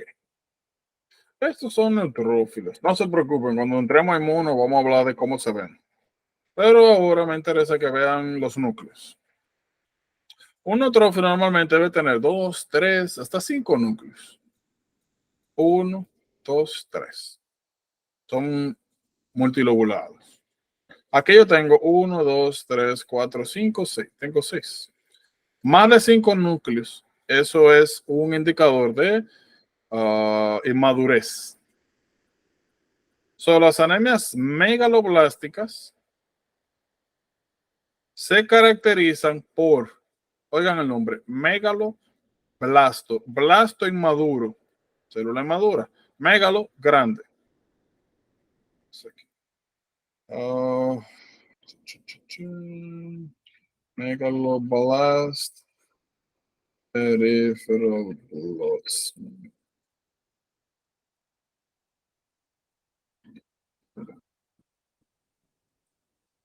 Bueno, mira, me encanta.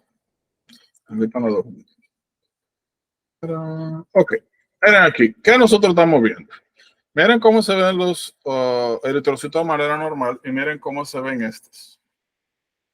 Fíjense que hay muchas de estos eritrocitos, primero, que se ven que tienen una forma un poquito más irregulares que de lo normal y que no tienen la palidez central. Regularmente cuando un eritrocito se supone que es así.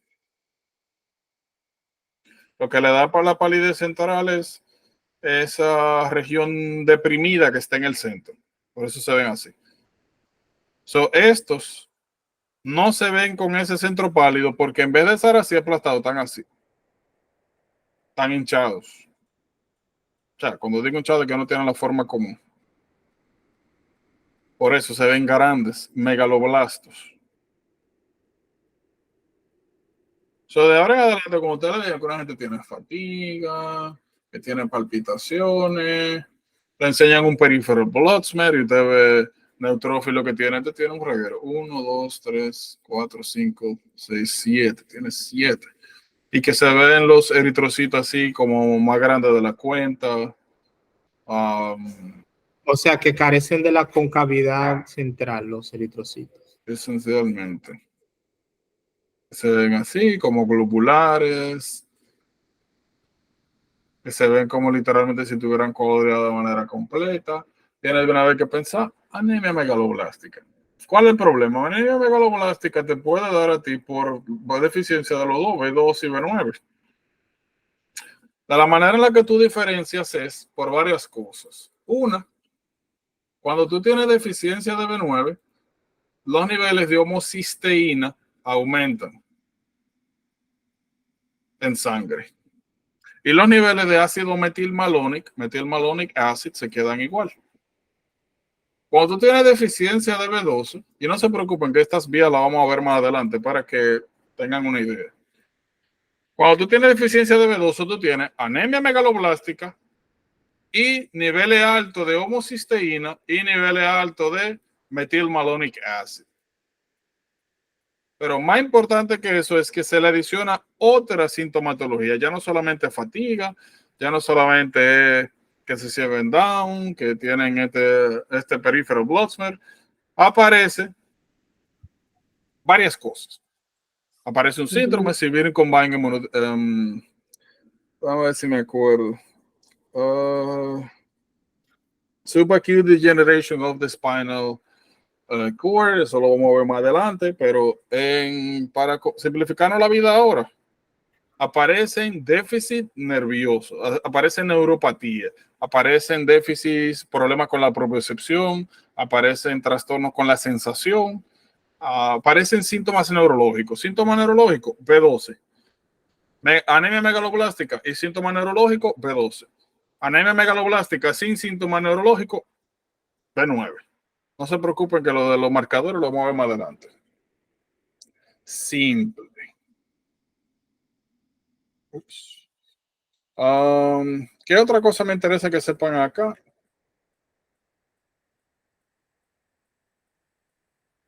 Esto lo vamos a ver más para adelante, no se preocupen. Esto no son las partes del intestino o del tracto gastrointestinal mejor, donde se absorbe cada nutrimento es importante. Cada vez y lo vamos a ver en detalle en GI, pero lo que quiero decir es que cada vez que le mencionen eso es importante, porque si alguien tiene algún tipo de herida, accidente o cirugía donde se remueve una parte importante o total del sistema gastrointestinal, eso significa que de ahí adelante usted no va a absorber lo que normalmente se absorbe ahí. Una persona que tiene una yeyunectomía, sobre todo es importante. ¿Perdón? La bariátrica, ¿no? Yo creo que en bariátrica solamente El duodeno. me parece que no se toca duodeno, lo que se toma es esto, manga gástrica, agarran así, ¡pap!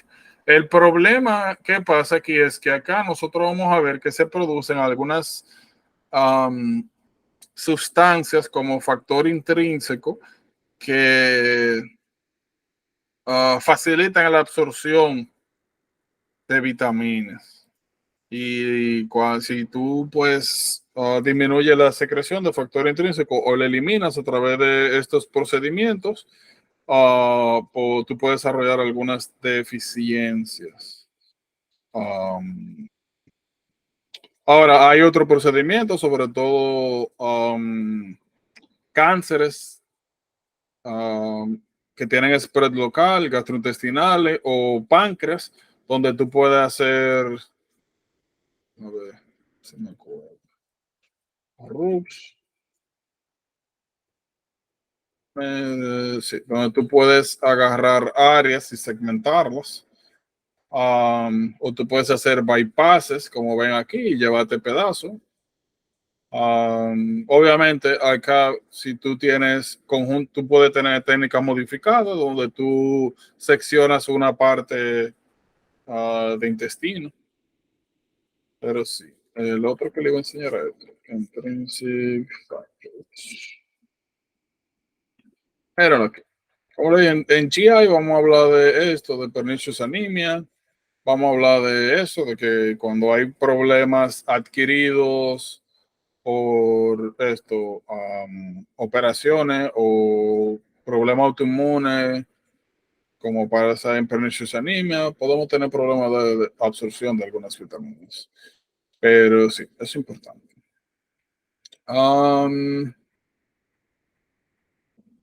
Eso, yo creo que si hay una cosa aquí que todo el mundo sabe es eso, porque que no estudia medicina. Detalle lo vamos a ver en gineco, no se preocupen. Vamos a hablar de espina bífida, todos los trastornos. Como le dije, yo voy a priorizar más las cosas que salen aquí que no vuelvan a salir en ningún otro sitio. Ahí es. Bueno, vamos a esto. E12. Cobalamina, cianocobalamina, tienen diferentes maneras, formas activas. ¿Qué me interesa que sepan acá? Esto fue lo que le mencioné, subacute combined degeneration of the spinal cord. No se preocupen, eso, olvídense de eso, no lo hemos mencionado. Pero es muy interesante esa patología, la vamos a ver neuro. Y es que nosotros vamos a ver si me sale. Nosotros vamos a ver más adelante que el spinal cord tiene segmentos. Los segmentos posteriores son sensitivos. Estas porciones sufren daño cuando se desmielinizan. Si no hay mielinización, no hay conducción. Si no hay conducción, no se transmiten los estímulos nerviosos. Y en esa parte posterior es donde se transmite sensación. Vamos a ver esta patología donde personas pierden la capacidad de, por ejemplo, si usted cierra los ojos y alguien le agarra una mano y se la pone en una posición, vamos a decir, le pone el pulgar para arriba y le pone la mano, la extiende y la deja en una posición específica, sin usted abrir los ojos, usted puede saber dónde está su mano, hacia dónde está el pulgar, toda esa información usted la tiene, eso se llama propiocepción. En esta patología, para que tengan una idea, personas pierden, una de las cosas que pierden es propiocepción. O sea, usted le cierra los ojos y le cambia la mano y las articulaciones, la ponen en diferentes posiciones y a menos que ellos la vean, no saben dónde están sus áreas. Literalmente tienen que mirar y tienen que ver el brazo para saber dónde está. Eso lo mueve el neuro. Y eso es importante porque B2, la razón por la cual síntomas neurológicos pasan en B12 es porque es un cofactor importante para la síntesis de mielina. Que esa cobertura que permite que se desarrolle la conducción circulatoria, que aumenta la efectividad de la conducción nerviosa. Simple. ¿Qué me interesa que sepan acá principalmente? Probablemente dentro de las cosas más importantes y donde van a ver más diferenciales es deficiencia de B12.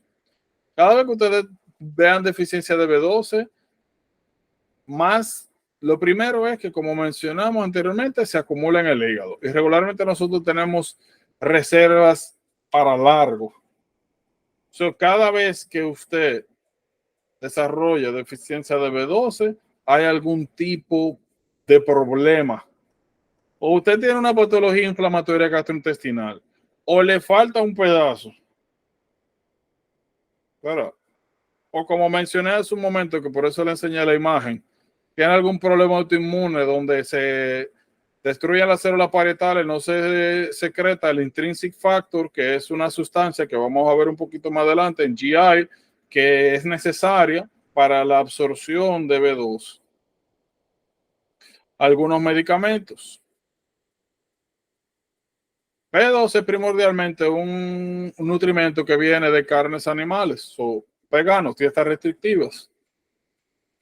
Patologías que afectan directamente el tracto gastrointestinal, sobre todo el lining, como pasa en Sprue.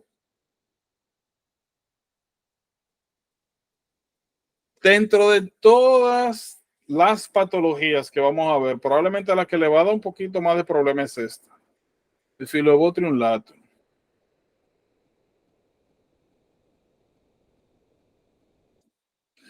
Cada vez que ustedes le mencionen que una gente fue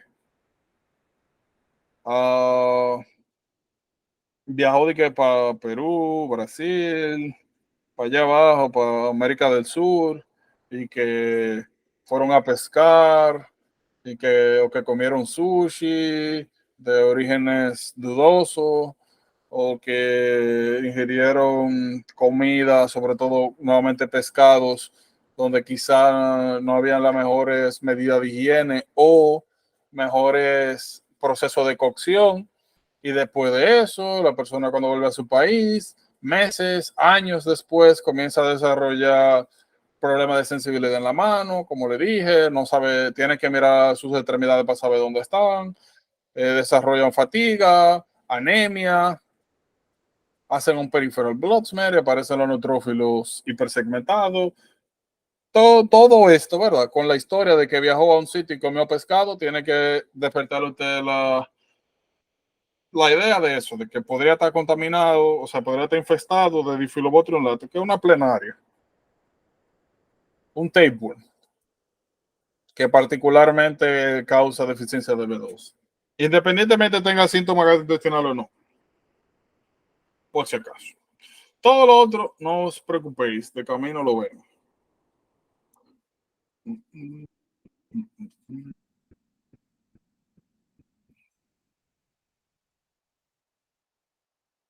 Eso yo creo que no tengo ni que explicarlo. Ya dijimos que B9 y B12 literalmente causan lo mismo, pero que la diferencia era que B12 causa síntomas neurológicos, porque es un cofactor para la síntesis de mielina. Ya. So, si estos dos participan en muchas vías comunes y usted suplementa una deficiencia de B12 con B9, usted puede resolver quizá o mejorar la anemia, pero el problema neurológico, eso usted nunca lo va a solucionar a menos que de B12, porque B9 no participa en el proceso de síntesis de mielina. So,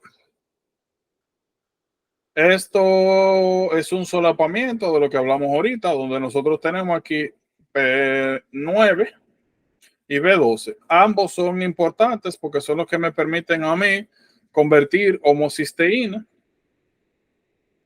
en metionina. So, para yo convertir homocisteína en metionina, yo necesito B12 y B9. Metionina, una de las cosas que yo puedo hacer es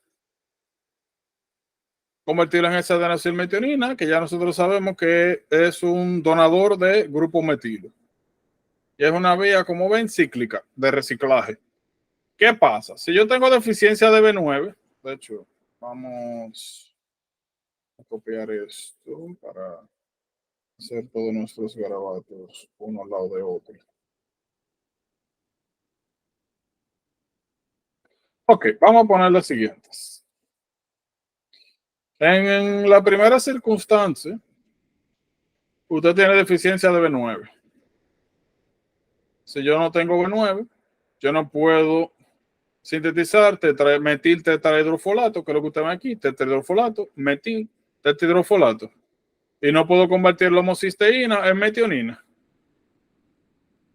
So, si yo no puedo convertir homocisteína en metionina, eso significa que en una deficiencia de B9 yo desarrollo niveles bajos de homocisteína o altos. ¿Cómo sería? Repite otra vez. Vamos. Se acumula, ¿verdad? Yo desarrollaría deficiencia de metionina y exceso de homocisteína porque no la puedo convertir. Se queda hasta aquí la vía. Aquí yo tengo esto bloqueado por la deficiencia de B9. Y entonces, lo único que yo puedo hacer con homocisteína es convertirla en cisteína. En una deficiencia de B9, yo desarrollo niveles altos de homocisteína, niveles bajos de metionina y niveles altos de cisteína. Ahora, Jordan, en una...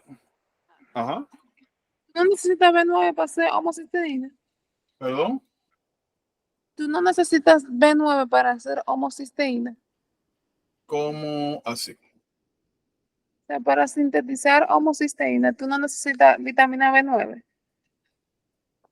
Lo que pasa es, yo entiendo lo que tú dices de que, bueno, si nosotros necesitamos B9 para sintetizar SAM y SAM es lo que me genera homocisteína, pues entonces yo no debería realmente desarrollar niveles altos de homocisteína porque yo no tengo cómo sintetizar SAM, ¿verdad? Ahora Exacto. bien, si yo tengo 50 SAM y los utilizo, eventualmente se convierte en homocisteína. Y si yo no puedo volverlo a convertir en metionina, si en total yo tengo 50 unidades en el ciclo, todas eventualmente se quedan atrapadas en homocisteína. Y a eso es que nosotros ya, a lo que llamamos acumulación, no es necesariamente que se genera más, sino que los niveles de homocisteína en relación a cómo debería estar distribuido en esta vía van a estar acumulados, aumentados en ese paso. Bien. Ah, ok. En relación a la metionina, la homocisteína es más alta. Ok, Exacto, gracias. esencialmente. Lo mismo entonces pasa con B12. B12 es necesario, pasa lo mismo. Yo quito aquí B12, tengo B9, pero no puedo hacer absolutamente nada. Tengo el metiltetridofolato, pero no tengo B12, que también la necesito. Eso pasa lo mismo. Lo otro que me interesa enseñar es B6, piridoxina. Cuando yo tengo deficiencia de B9 o B12, aumento los requerimientos de B6. Simple. Ahora, fíjense, para motivos prácticos, B9 yo nada más la utilizo aquí, pero B12 yo lo utilizo en otra vía. Esta es una vía que vamos a hablar un poquito más adelante. Y básicamente, nosotros tenemos ácidos grasos de cadenas pares y cadenas impares. Los de cadenas impares se desdoblan, se metabolizan a través de esta vía. Y aquí yo tengo que necesito B12. B12 me permite a mí tomar el metilmalonil-CoA y convertirlo en succinil-CoA. Si yo tengo una deficiencia de B12, voy a bloquear aquí y voy a bloquear aquí. Si yo tengo una deficiencia de B12, voy a tener homocisteína alto, metilmalonic acid alto, metionina bajo y succinil-CoA bajo, ¿verdad? Ahora, si yo tengo una deficiencia de B9, o sea, lo único que yo estoy disruptiendo es esto, yo voy a tener que homocisteína alto, cisteína alto, metionina bajo y ácido metilmalónico normal y succinil-CoA normal. Porque esto solamente se afecta si yo tengo deficiencia de B12. Esas son una de las cosas que le pueden salir para distinguir una de otra. En esencia. Ajá, démelo. El proponil así no. ¿Cómo? El proponil así no está ahí. Sí, propionil-CoA está antes de esto. Lo que tú dices es esto. Propionil-CoA carboxilasa. Yo lo tengo como proponil así solo. Míralo ahí. Esto es lo que tú dices. Hay un paso extra que no está ahí, que es este. Esencialmente. Tiene propionil-CoA. Tiene propionil-CoA que se carboxila y se convierte en metilmalonil-CoA. El metilmalonil-CoA se convierte en succinil-CoA. Eso es lo que estamos viendo aquí. Lo único que tú tienes que agregar aquí es propionil-CoA. Y eso es importante porque en algunas preguntas le sale propionil-CoA, o sea, agregado. Le ponen, literalmente, un cuadro.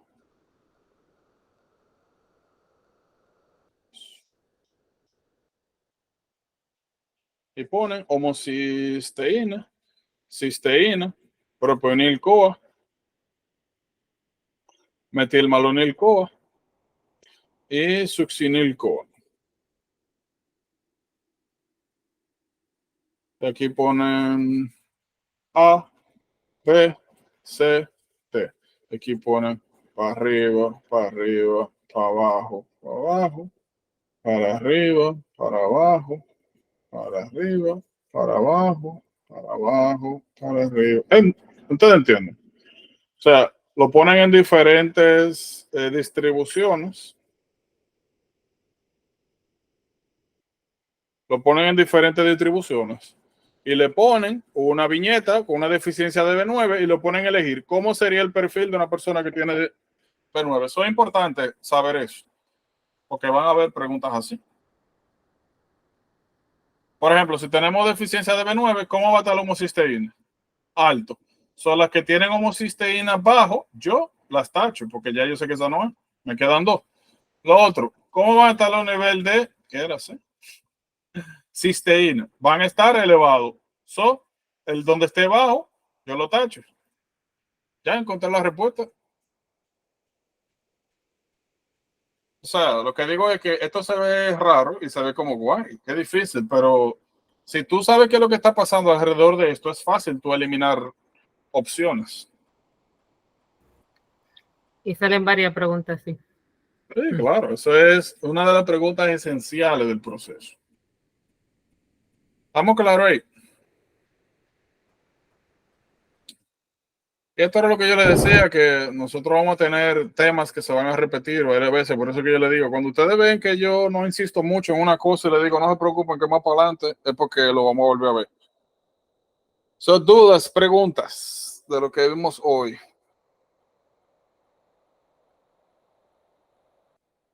No. Es importante saberse las vías. Y este tipo de vías yo las recomiendo, que ustedes se las sepan así, literalmente.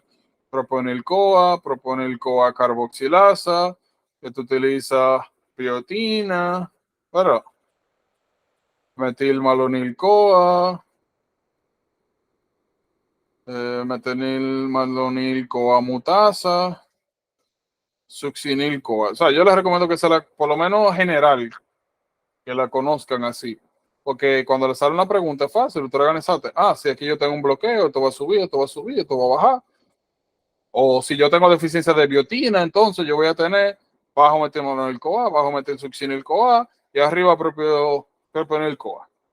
O sea, es más fácil.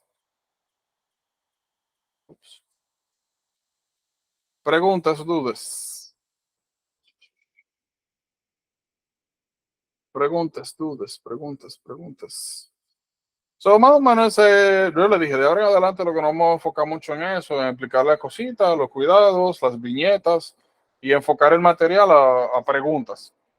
Revisen, si aparecen dudas, preguntas, me dejan saber. Nosotros seguimos a la misma hora en el mismo lugar. Por si acaso, recuerden que ya por las próximas 2 semanas